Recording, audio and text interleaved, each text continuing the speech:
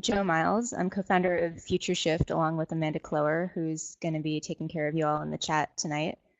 Futureshift is a group that works to broaden the intersection between speculative fiction, science fiction, and social change work. We come out of the nonprofit and social change space, and we work with change makers, activists, nonprofits, through talks and blogs and workshops. Now this is our very first webinar, and we help folks use storytelling and especially science fiction as a tool in creating the social change that we want to see in the world. We're really excited tonight to be talking about the future of democracy with Malka Older, the author of the book Infomocracy, and Micah Sifry of Civic Hall. Do you guys want to introduce yourselves? Start with Malka. Sure. Thank you so much for setting this up. I think it's a really exciting idea and a great topic for us to be discussing, especially at this point in time. I am the author of Infomocracy and also the sequel, Null States. I've also worked in international aid and development for about 10 years, mostly overseas. And I'm a PhD candidate at Sciences Po in Paris studying governance and disaster response. Great. And my name is Micah Sifry. It's also great to be here, Joe and Amanda and Crying Child. Who am I? I'm the co-founder of Civic Hall, which is a 2.5-year-old community collaborative space in the center of Manhattan, focused on using tech for the public good. It grew out of a conference that I've been curating for the last 14 years called Personal Democracy Forum, which has been looking at how tech is changing politics and government and civic life. And I'm a writer, written a number of books. I guess most relevant to this conversation would be the book I wrote called The Big Disconnect: Why the Internet Hasn't Transformed Politics Yet. And I'm thrilled to be here. Thanks. We're really excited to have you both here and your expertise and your perspectives on what is a really, really relevant question to all of us right now is what is the future of our democracy? So I kind of want to start with that, if we can start with maybe a fraught question, is what do you think is the outlook for our democracy right now? We've obviously got a host of challenges, from gerrymandering to Russians intervening in US elections to too many other things to list here, but do you think these problems are fixable? Are there reasons for us to have hope right now? Malka, why don't you start? Sure. I do have hope, but I also think that the question is almost irrelevant because we have to keep working to find better ways of doing this. We have to cling to our democracy because I do believe very strongly that it is the worst system except for everything else that we've come up with so far. So if we come up with something better, which I don't think is impossible, then great, we can move on. But in the meantime, we really have no choice but to keep working at it and to keep trying to make it better, because the other versions of governance are really worse. I think it's difficult, but I think that yeah, we can do things with it.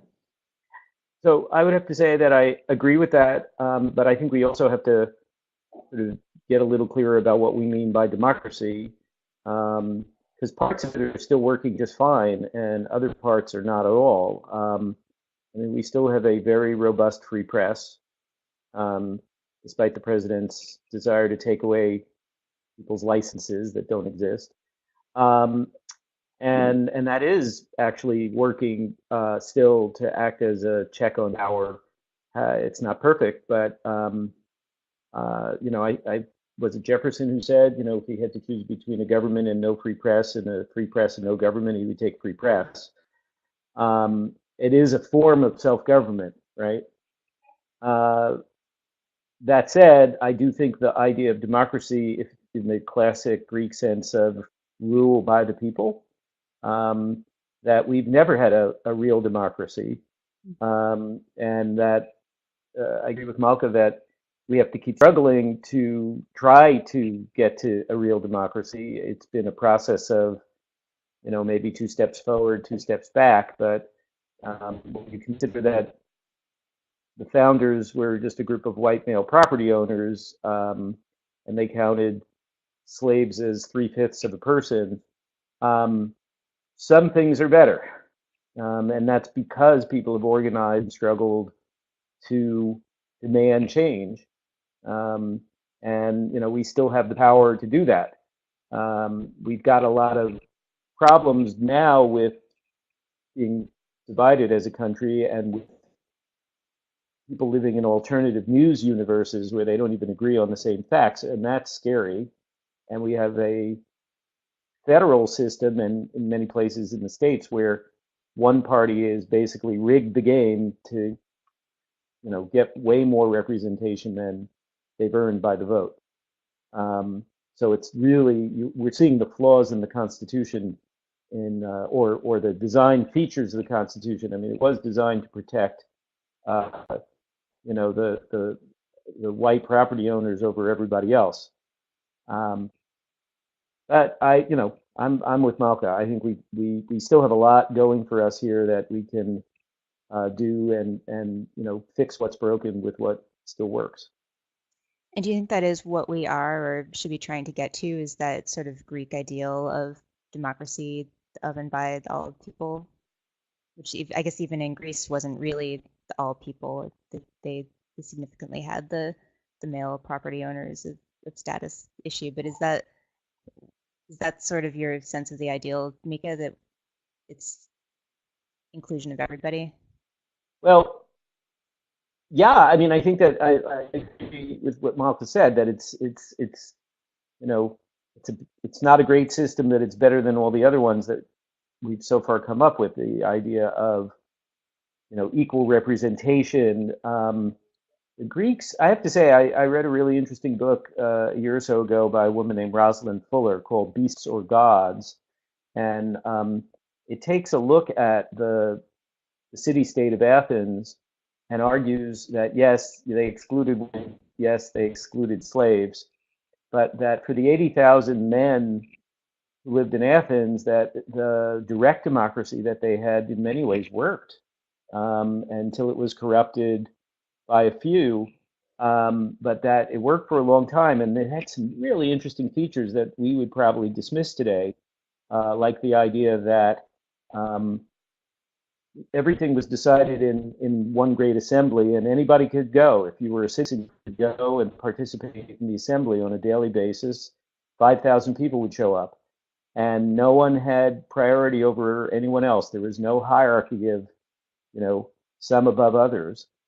People were actually paid a stipend if they went to the assembly. So if you were poor, you actually had an incentive to go.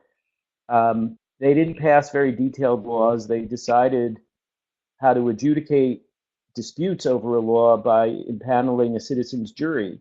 And the juries were impaneled by lots.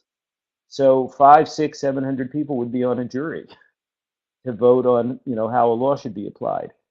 And there was a need for people to hold certain government positions, and those were also determined by lottery. And, we all kind of go, what? That worked? But what was interesting about, the Greeks system is that it didn't allow power to get concentrated. Our system is not based on the Greek system. It's based on the Roman Senate, which, basically we elect a few hundred people to represent us.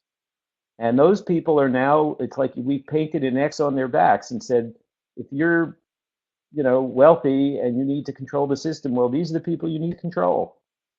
And we've made it easy to corrupt them because you have to raise money in order to get elected today. Mm-hmm. And where are you going to get money? So, we have some severe design flaws that make what we have much more like an oligarchy than a democracy. Yeah, I think we're getting nicely into thinking about how we conceptualize our democracy as members of it and how we tell ourselves stories about the democracy that we're living in or think we should be living in.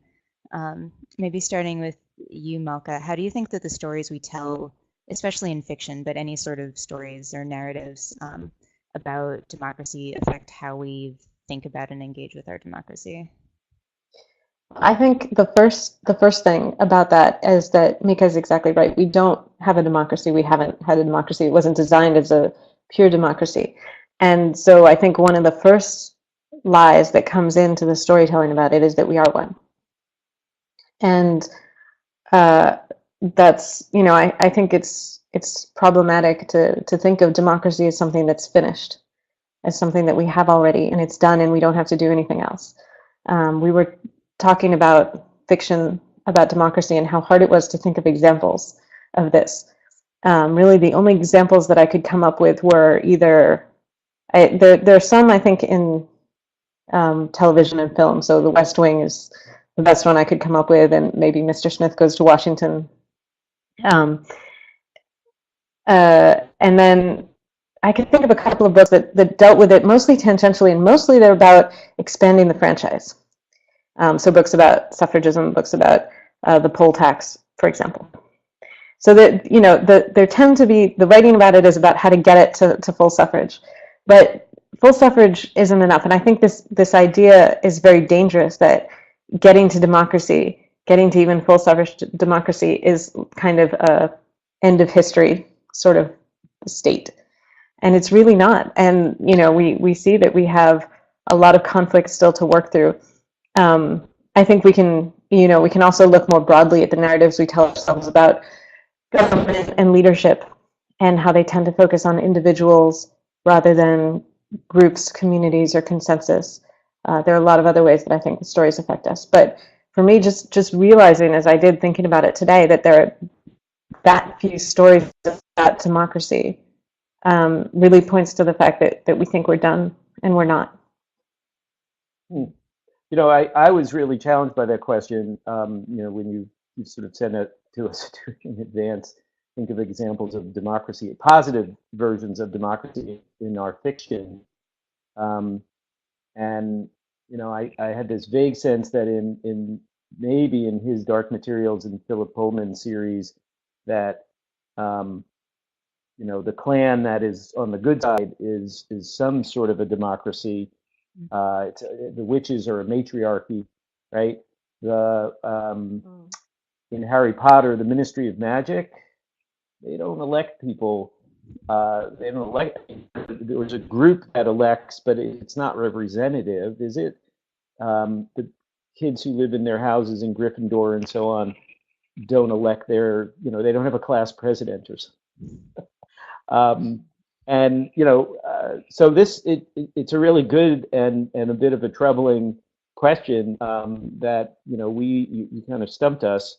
The only example I could think of in you know, the sort of more pop culture is obviously Star Trek, where you have, I mean, it's a meritocracy. They never really talk about elections there either. And obviously in Star Wars, you have a corrupted republic, right? So it's how a democracy fails, and then it's a group of rebels, but we never hear how the rebels figure out who their leaders should be, right? So it's, I'm not surprised by this in some ways, that Hollywood doesn't, you know, there are very few good portrayals of other forms of struggle, you know, I mean, other than, you know, a handful of movies I can think of that tell what organizing is like, or what, you know, the role of the free press. Yes, we've had a couple of good movies about that, but this core idea of what would a functioning political system look like. Most of our movies about politics are about the corrupt side. You know, Bulworth, for example. You know, the one brave guy who speaks out against the power of money and ultimately gets assassinated. Sorry, spoiler alert. So it's an excellent point. You know, and why aren't we, you know, hunting for these examples or stimulating them more? I mean, to tell you the truth, it's one of the reasons why I enjoyed your book so much, Malka, Infomocracy. People should go buy it and read it if they haven't already, because you just wove it into the, you know, it was sort of in the background. You don't fully explain how we got to micro-democracy, and I'm curious to hear a little more about that.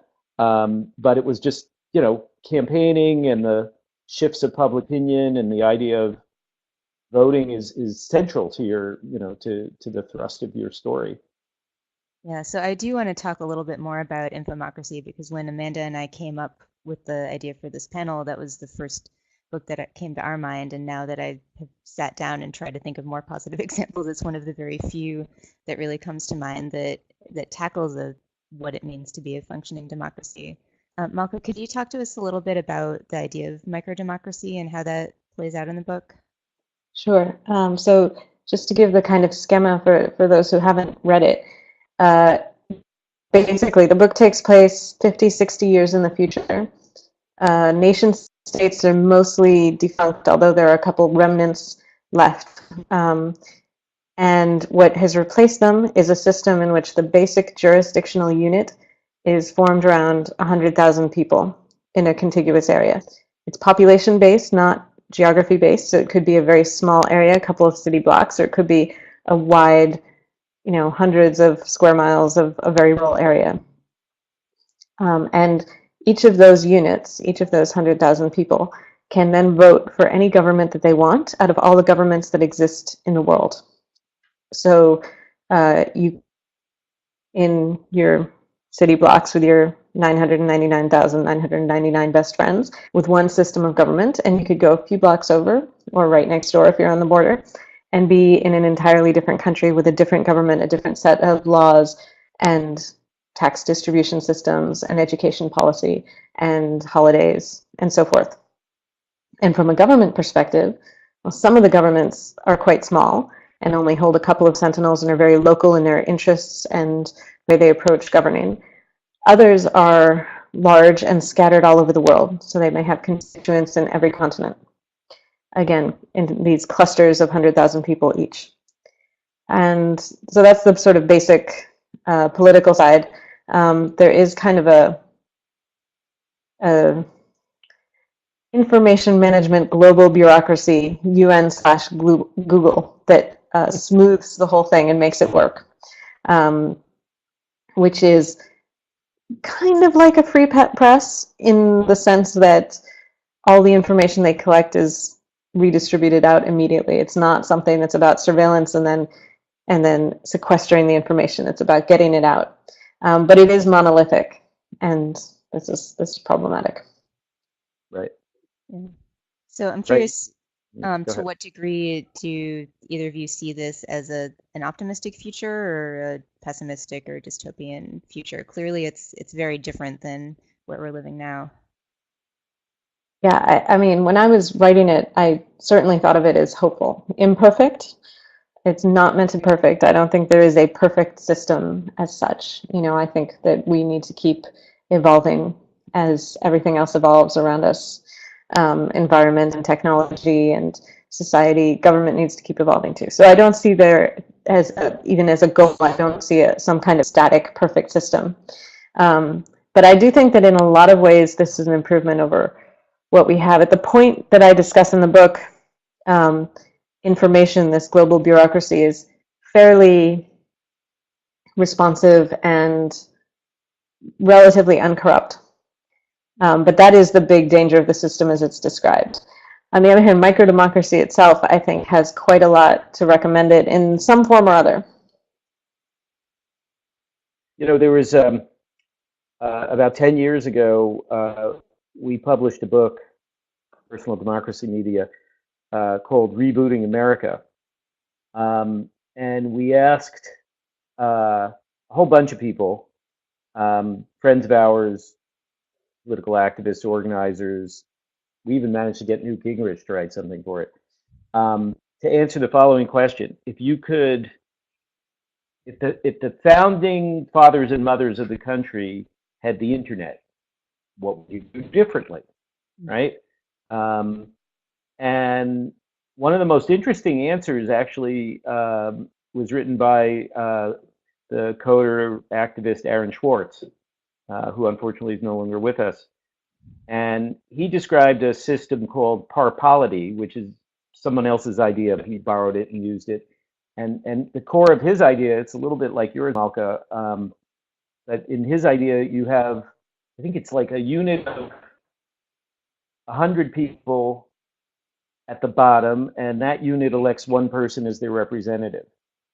And then 100 of those representatives form another layer, and then they elect one to represent them, and on the way up, so that you end up with a much more, kind of rich layering of representation, rather than what we have now, where we have, one member of Congress for 700,000 people per House district. When the Constitution was originally written, it was one for every 40,000. We have not, many of the things that the founders thought made sense, like petitioning to get on the ballot, say, make no sense now. I mean, back then, signing a petition meant your name meant something to the people who read the petition, because people lived in small towns and they kind of knew each other by their reputation. A man's good name, all of that. And now it doesn't mean anything other than how much money does it take to collect enough petitions to get your thing on the ballot. I love the question. I mean, I think that, rethinking how we govern ourselves, we're really still operating mostly with 18th century systems for, 21st century times. And so, a novel like yours, Malka, gives people like I think it's a realistic thought experiment. Like, what would such a system, how might that work? And I like that you didn't make it a utopia. That there was clearly places where a system could be hacked, or it could, or a few bad people could try and take advantage. And that, and then there you watch and see how other people in the story try for that. It didn't hurt that you figured out how to get rid of guns, though. I have to say. Yeah. That was a little bit of a hack. But that was actually inspired largely for narrative reasons as opposed to government reasons. But I do think it helps quite a bit on the government side as well. And I'm glad to hear you say that, because it was intended really as a thought experiment. And I think that the system that I describe is a system that's perfectly possible to run today, now, but it's not very plausible because of where we are in terms of interests and power and politics. Technically, it's possible. Politically, it's very implausible to get there. So what I was aiming at as a thought experiment was to just demonstrate what something really different could look like, what we could do with what we have in terms of technology and society if we weren't so path dependent on where we've come from. And that hopefully that would, give people the ideas for tweaks and shifts on a smaller level that are possible, are much more plausible and politically easy to do today. Mm-hmm. So that's kind of what I was getting to. I think, more radical change could also be great if it can happen in a peaceful way, particularly, ideally. But I think there's also a lot that we can do with more incremental shifts, but we need the imagination to make them. We need to understand that this isn't the only way democracy is. And, we have examples from all over the world today, let alone from the future, to show us that there are variations on democracy that work in different ways. And to remember that we technology. And, as Micah pointed out, also that the scale is so different. And that's another way that we're different from the ancient Greeks. The scale of the communities that we're dealing with is huge. And I mean, that's, I think that because scale is so important, that's part of the reason I was looking at sort of smaller units as the base unit in the system in the book.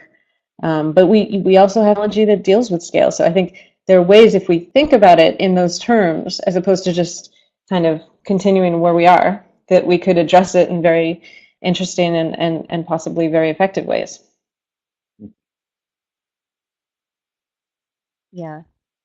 I'm thinking, bringing us back a little bit to current technology and working forward from the system we currently have. Micah, I'm interested in your experience with Civic Hall and Personal Democracy Forum.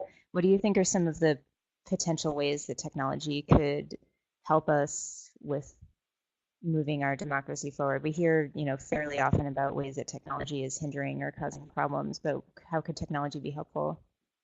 Well, it's a great question, and it's one that we've tried to track and occasionally participate in directly, since 2004.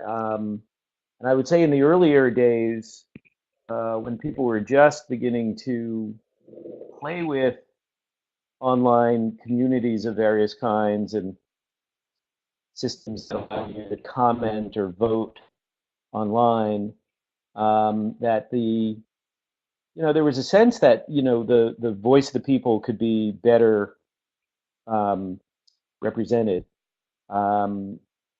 We saw this. We did an experiment back in like 2007 when YouTube and CNN partnered to begin taking questions from YouTubers for presidential debates, and that was a big thing. First time people were directly asking questions.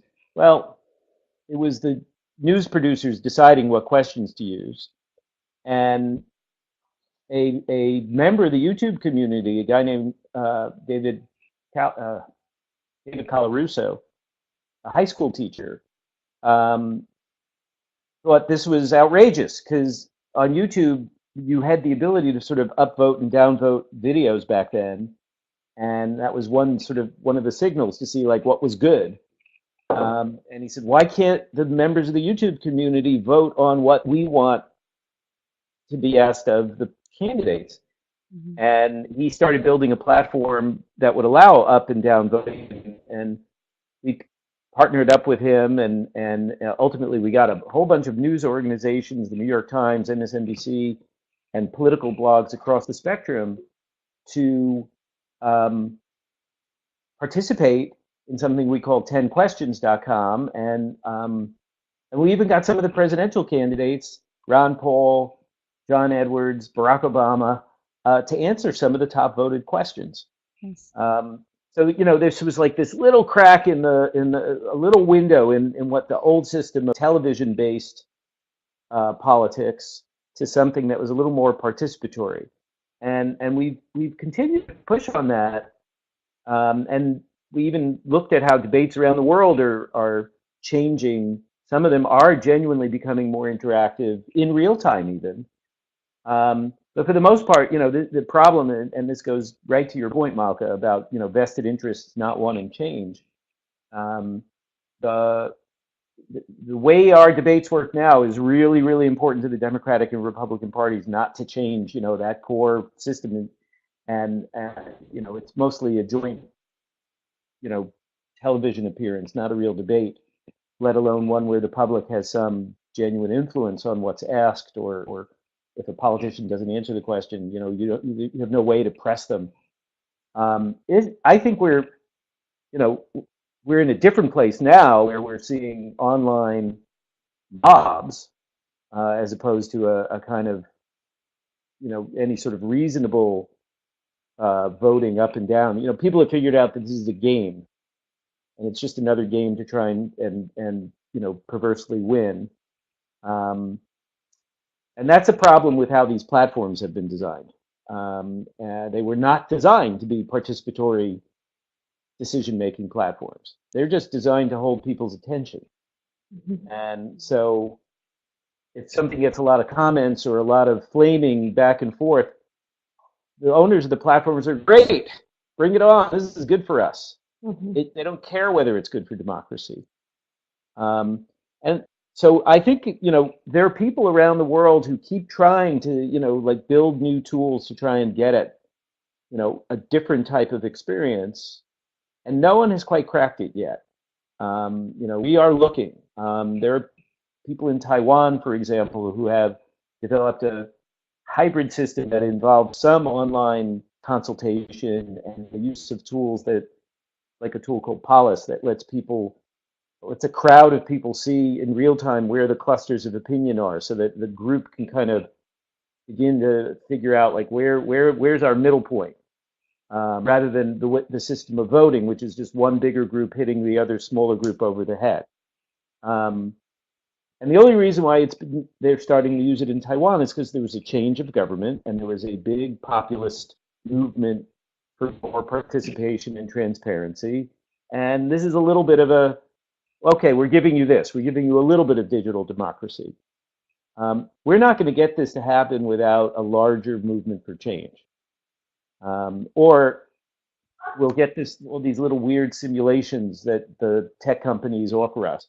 We need to understand, and I've learned this lesson really hard over the last few years, that it is not really Google's purpose or Facebook's purpose to improve our democracy.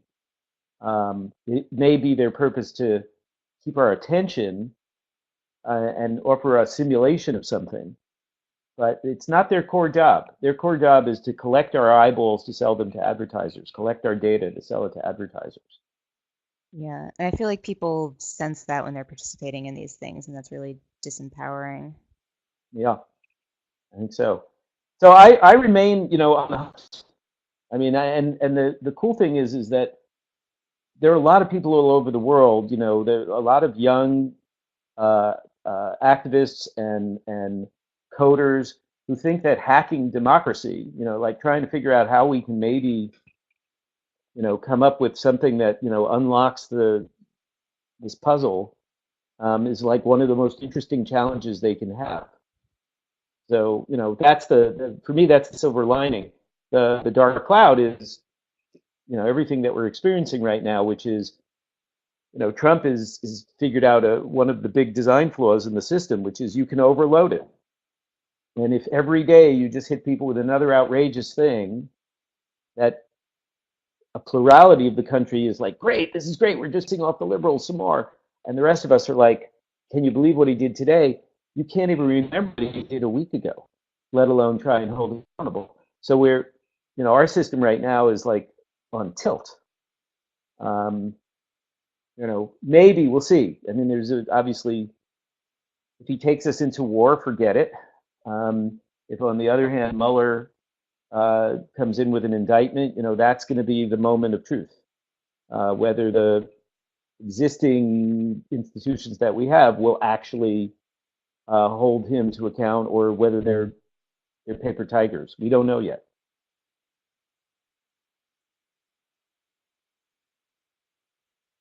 Yeah. Malka, do you have thoughts on that? There's a lot of really important stuff in there to talk about. I think I want to go back to some of the points towards the beginning of what you were talking about in terms of the question of technology and how we can use it. I tend to think that technology is kind of overrated as an exogenous force. Technology, it can be good or bad. It's how we use it, and and we tend to fall down on using it pretty much every time. But usually we can also wriggle some kind of good, interesting uses out of it at the same time. So I mean, people are very worried about the internet now. Television was not great for democracy. Good in some ways, but very bad in others. So I think that technology offers us as many opportunities as it does dangers. And one of the things that is particularly interesting is, you're talking about these companies, which I completely agree. I mean, they're a pretty major threat in a lot of ways because they're acting as they should be in their interests, which are not the interests of democracy. But one thing that they do show us is that they show us a lot of the techniques and mechanisms, a lot of the ways. They're doing a lot of the work in figuring out how to use this technology for certain aims and benefits, and those things can then be used in other ways. So, I do think that seeing how these companies are collecting and using data, seeing how one of the most difficult things I think with democracy is keeping a well-informed public, not just because of corporate interest behind news, but also just because of people's attention spans. And completely fair attention spans, because people have to work and they have their families, and you can't know the details of every single bill that's out there if it's not your job to. Mm-hmm. So one of the things that I think a lot of these companies are doing are figuring out ways to keep people interested in things that they wouldn't necessarily be interested in otherwise, and also present information in ways that are easy to comprehend and to work with and to deal with, and interesting for people. And I think sometimes about things like, fantasy football or D&D or, any of these things that people used to do with a lot of paper and cards. And now they have these amazing ways of presenting it online. And that's something, and again, we have to be a little bit careful, because if it all goes into a sort of horse aspect of politics, not as useful. But some of these ways of both presenting information and grabbing attention, if we can apply them really to policy, and we can apply them to things like accountability, there's really a lot of hope there, I think. I love that idea. I'd love someone to figure out how we can tackle that. I want to ask one more question, and then I want to open it up for questions from the audience. So if you have questions, just type them in the chat, and Amanda will be collecting them. So thinking about how we're getting information to people and how people are engaging in the process. And Malka, one of the things that I found so fascinating, and also maybe the hardest to believe could be possible in the real world in Infomocracy, was the organization you talked about, the sort of UN/Google that is the arbiter of unbiased information. And right now, when we're dealing with fake news and the ability to just buy views through advertising on any sort of misinformation that you want, how do we tackle that problem? How do we get accurate information in front of people, and how do we get them to recognize it when they see it? Well, I think that's one of the most difficult problems that we're facing right now.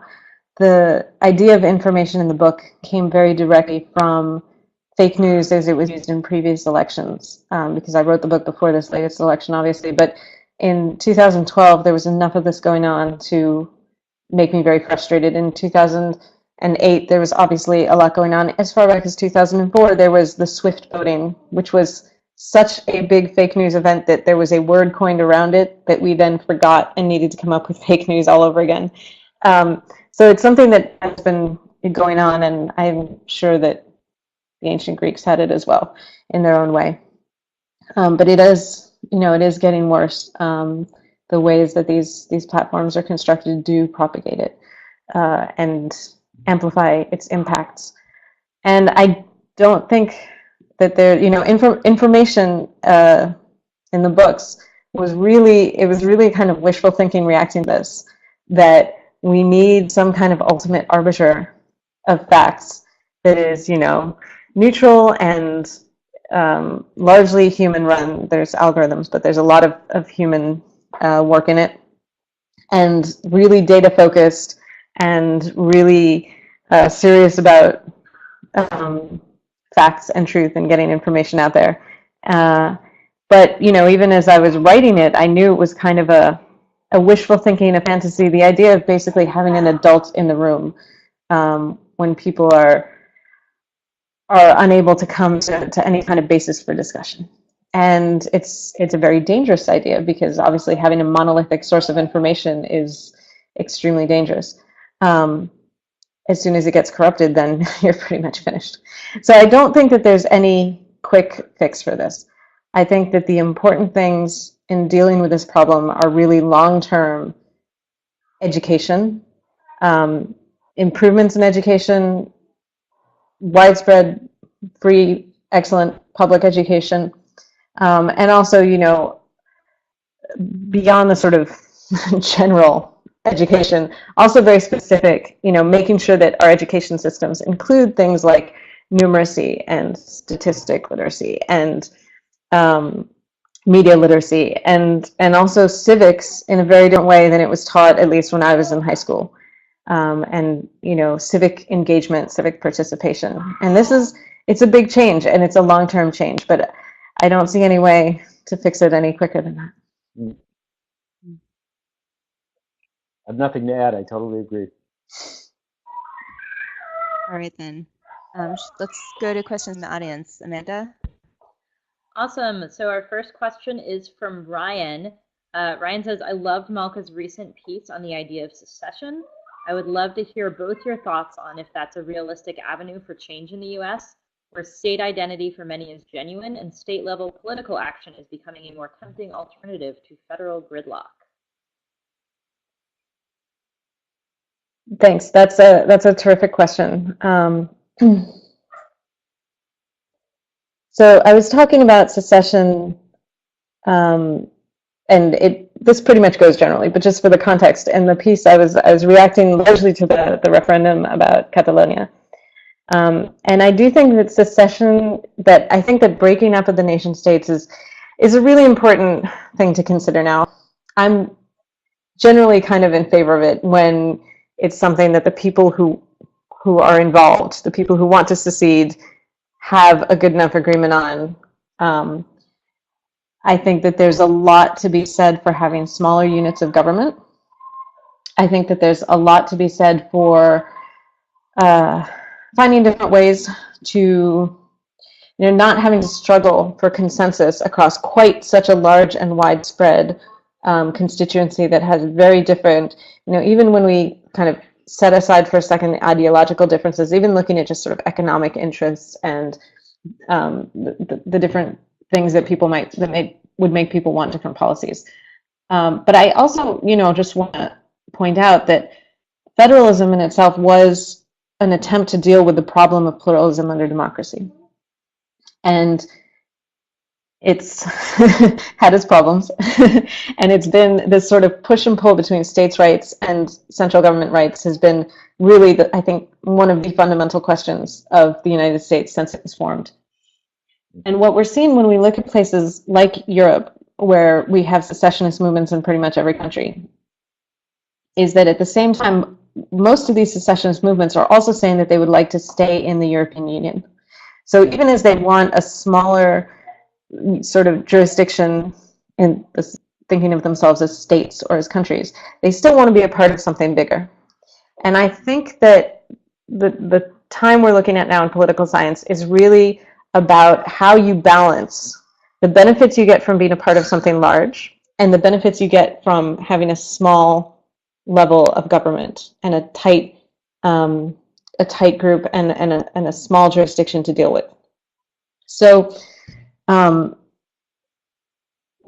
yes, I think self-determination as a human right is important. And I think that in this day and age, it's something that can be managed also, without too much of a hit to things like the economy. You don't need a big country now to have a big economy. You don't need a big country to have the expertise that you need to run a country. And territory, these days is worth a lot less than it used to be. So yes, generally I'm in favor, but I think what you have to look at too is the relationships with the countries around. So secession in the US, if it's possible to do on an amicable basis, fantastic. If it's going to start a war, then this is an entirely different proposition. And so I think, when we look at it in realpolitik, that's the problem that we come up against. In the theory, I think it's great. So in the United States, I have a different view. After this election, I got in a big fight online with, I just kept going after this guy, Shervin Pishavar, who's a tech VC in San Francisco, who was out there going, I'm California, it's time for Cal exit, right? And, he was going to finance a referendum to break California away from the rest of the United States. And all I could say was, this is the dumbest idea I've ever heard. You want to let millions of already oppressed people in the South, especially blacks, consign them to an even worse fate. Then you break, you get selfish and say, let's keep our little utopian, whatever. Isn't all that utopian. I could see the idea. I like your idea, Malka, of smaller units of government rather than big units of government under a larger, union, which is what the United States is. Though obviously California is, the seventh largest economy in the world, and the fact that it only has 2 senators, same number as Utah or whatever, makes no sense. So, the idea, sure, let's break California into 10 states or something, right? let's get all the states at relatively similar size. If we're not going to change how many senators they have. And smaller states in general can be closer to the governing system can be more in touch with the needs of people, especially at the city level we see this. But given the United States where we are, I think secession right now could be really dangerous. And to be honest, in a world where so many people are armed, this is why your trick of getting rid of the guns in democracy was so important. And by the way, hey, maybe somebody can invent that, right? Yeah. I see we have another question. Yeah. Our next question is from Anushka, who says, thanks for this great session. My question is, when using fiction to inspire a better political world, how do we ensure it is not so out of sync with current reality that it's unattainable? How much should the opportunities for change that fiction presents be rooted in real possibilities of action for the viewer? So I think that there's actually a bunch of different answers to that. I think that one of the powerful things about fiction is being able to have a million different worlds. I think that it's useful to see something that's like the original Utopia, which is completely unattainable and probably really boring, but gives people ideas about something to reach for. And I think it's useful to have things that are one notch away from the present, that suggest, this is one small thing we can change and it doesn't make things perfect, but it would be an improvement. I think it's useful to have fantasy stories that have dragons and made up names for countries, island nations, and mountains over here and whatever, but have political systems that give us some kind of analogy from a different perspective. And I think it's useful to have alternate histories. And I think it's useful to have near-term science fiction where it feels very familiar, but there's some radical change.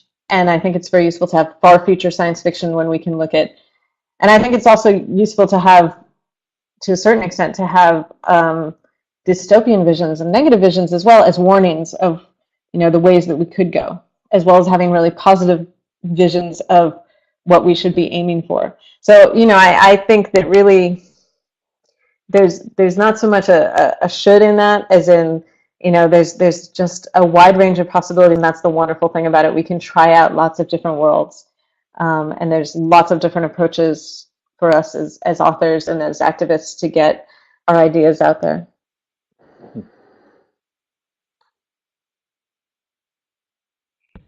Awesome. I'll add in a question here.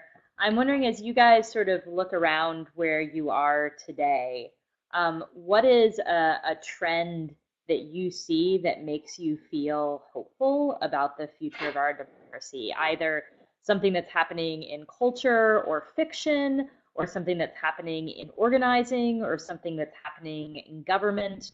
What can you look at and say, you know what, I think that this is one moment, or this is one like sliver of life where maybe we're moving in the right direction in terms of the future of democracy?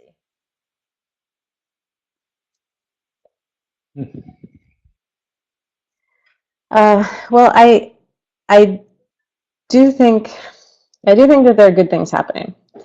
I'm not sure that they outweigh the other stuff going on, but I do think that they're important. I think more organizing is important. More people getting engaged with the political process is important. More people thinking that their vote matters is important. And I think that, as painful as it is, having a broad-based realization that we were not in a democracy, and having broad-based realizations about the kind of problems that exist in our systems are really important for getting to the political will of changing them. I don't want to say that this kind of makes it all worthwhile, or that, and there were a lot of people who knew this before, and there's a lot of inequality about how these sorts of realizations percolate through the society. So, none of this is sort of, oh, it's all great. But I do think that there's some hope in getting broader attention to these things, because there were a lot of problems before this last election. And, maybe we had to get a little bit worse in order to make changes. I just hope that it doesn't go too far and too irrevocably. So things that make me hopeful. The main thing that makes me hopeful is the number of people, especially younger people, though with this election now there's a whole wave of older folks who've decided that there's nobody else here but us, so we have to, it's up to us to figure this out. In my daily work at Civic Hall, what keeps me optimistic every day is how many younger people, and I'm older now, I'm 55, so for me younger is people in their 20s and 30s, so mentally I still feel that age. But how many of them are not waiting for permission to start new things, new organizations, new platforms, apps, nonprofits, for-profits? A generation ago, when I was that age, the channels for this type of activity were a lot narrower. You had to kind of wait for the older people at whatever organization you hopefully wanted to be at. You had to wait for them to move on or die or retire. And I think there's a lot more churning and creative, people creating new forms. And that is to some degree about technology. It is that, you don't need permission from anyone to put up a website. You can just do it. I mean, it doesn't even cost anything if you have an internet connection and a data plan. And if your idea is good, to some degree, it will spread. There's some additional capacity for creating new things that, if you believe in the sort of Darwinian view of this, that the more stuff people try, maybe some things are really going to work. The flip side of it, which is challenging, and I think we're only beginning to come up with language to understand it and do things about it, is how much we're distracted. And, if you were an early mover 10, 15 years ago, maybe you have a foothold, but it's harder now because it's so noisy. And by the way, it's good noise. There's so much good stuff. I mean, like what you're doing with Futureshift, it's really cool, and it's just the two of you, and you're just going for it. And it's, keep at it. You may, like Mark Moran, who did 7 years of his WTF podcast before he became an overnight success. So the possibilities are there in a way that we didn't have before, and that also means that there's a little more potential to clean out the deadwood, the stuff in the cruft in the system that gets in the way. I mean, look what's happening with the conversation even right now over sexual harassment in the workplace. It's huge. And it's not like there's any one person who said, let's build a movement right now for this, right? So I think that's where I have some optimism, but I also worry about the new unintended effects, especially the degree to which we live. You cannot live being constantly in a crisis mode, being battered by traumatic news, whether it's big, global news or more personal. And we're still learning as a culture how to navigate, right, through that in ways that make sense to us and that are better and not hurtful. So right now it's a really, really hard time. But I have two other reasons that I remain optimistic. First one is, when you think about the invention of the printing press 500 years ago and how that democratized information, it took 100 years until society even built the convention of fiction versus nonfiction, right? To go to your point about information, Malka, right? I mean, you could print anything. If it was a book, did that mean it was true? The other reason why I stay optimistic is I feel like times have been worse. You know, our parents and grandparents' generations lived through world wars. Um, you know, there's a lot of evidence that, you know, while there still is war, it's shorter and not as lethal, and, you know, hopefully that will remain the case. People's life expectancies are getting better. You know, in large parts of the world, people's incomes are up. Not in our part of the world, but in many other parts of the world, you know, people are having fewer children because they have better economic prospects. So, you know, some of the trend lines remain quite positive, and you know, it's hard to see that. But you have to hold on to those things too, and realize, you know, this may be a 10-year period of, you know, upheaval until we get into some new, you know, new equilibrium, and the fact that we grew up under what seemed to be more of an orderly setting may have just been, you know, a temporary blip. Thank you for that. We're just about at time. Do either of you have one last bit of advice or words of wisdom for folks on this call who are working in this area every day?